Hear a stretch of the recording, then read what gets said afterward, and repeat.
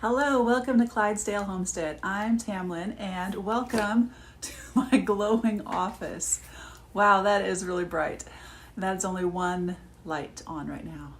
I think, yes, only one light is on right now.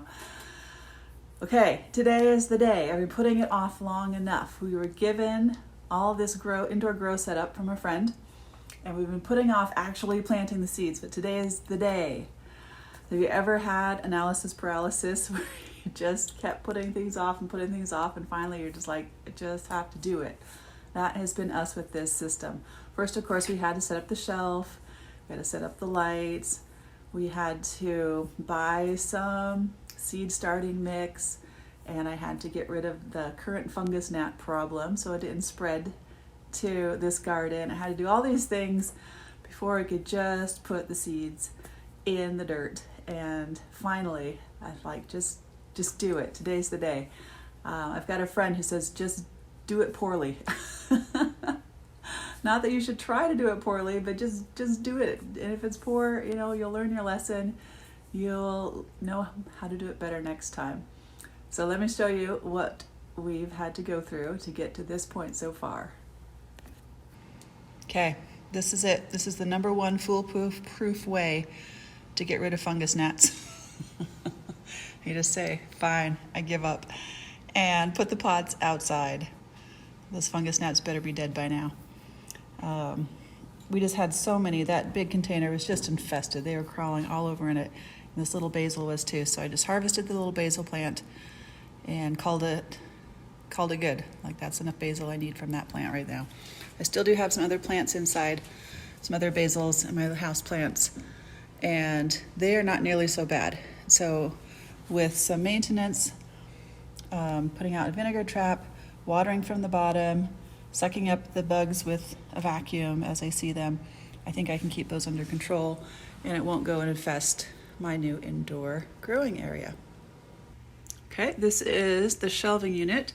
Right now I only have one light turned on and set up. The other ones are set up. I'm not going to be using them right away. I'm starting out small, and so those aren't actually all hooked up yet. So I decided just to use this one light. I'm going to start off with one set of containers, get those growing, and then I'll add another one so I have a bit of succession planting for my indoor greens.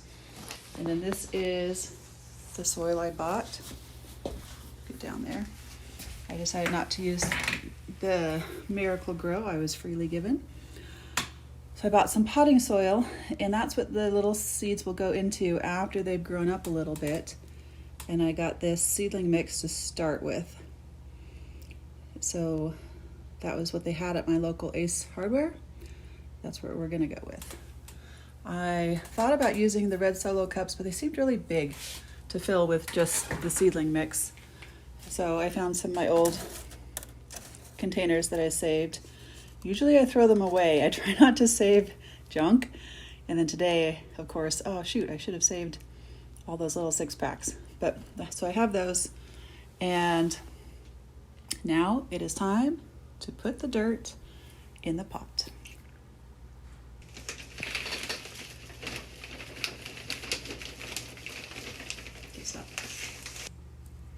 So another part of my analysis paralysis was watching tons of YouTube videos about people growing lettuce indoors, and there are many, many, many of them. And finally, you just have to go with what you think is best, because everyone has their own methods and their own way of doing things, and you can't possibly do all of them because they sometimes contradict each other. So like I said, just do it poorly, but do it. All of the videos that I watched did recommend pre-wetting the potting soil or the seed starting mix. So I'm getting everything nice and wet. And this is the tote that does not have holes in it underneath. I checked and made sure. Planning ahead there. So I'll get everything nice and wet. And then I also remembered I may want to label or mark the seeds that I plant today, because I'm going to be planting 3 different varieties of things.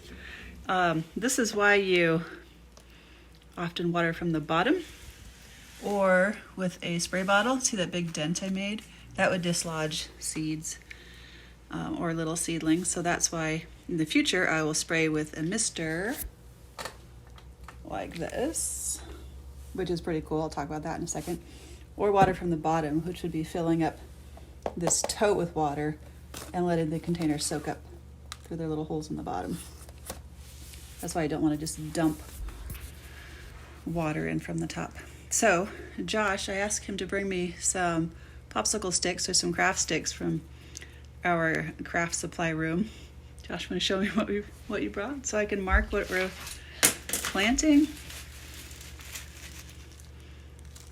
Have you ever seen such itty bitty tiny popsicle sticks? I don't even know why we have those. I guess I can write on those. It's super tiny. Is this all we had? Yes, that was all I could find. Well, it was either that or the super skinny drink stirring. Oh, one. yeah. Okay, well, that's what we got. We're going to use it. This is what I am planting today. I have some bok choy seeds that I harvested from our own bok choy last year. This is the free seed from Baker Creek. Thank you very much. And a package of mesclun mix that is really old, 2013. So I have a little mix of everything here, and we're gonna see what we get. The teeny tiny lettuce seeds. Look how tiny they are. Okay, try to put like 3 into each of, no, these over here. Oh. Yeah. See, can't you see my big tag? Ah, it's so little.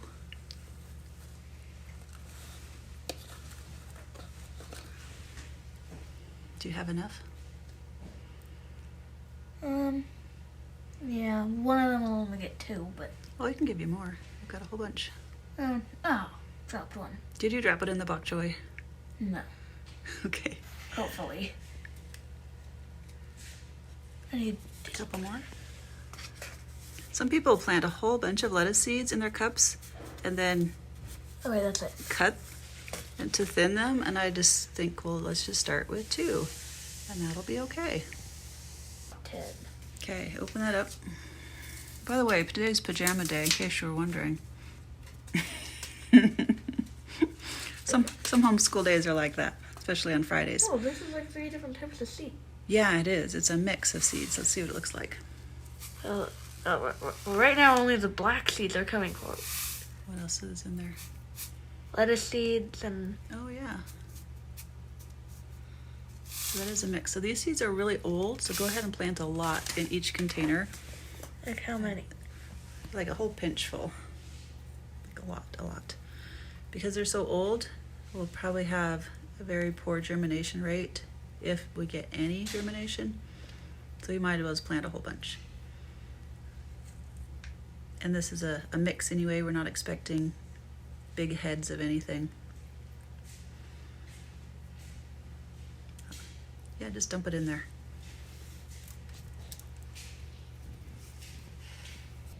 Okay, now I'm just going to sprinkle a little bit of soil on top. All these seeds don't need to be planted deep at all, just barely. Sometimes with lettuce seeds, I just press them in, don't even cover them. Just do a little bit.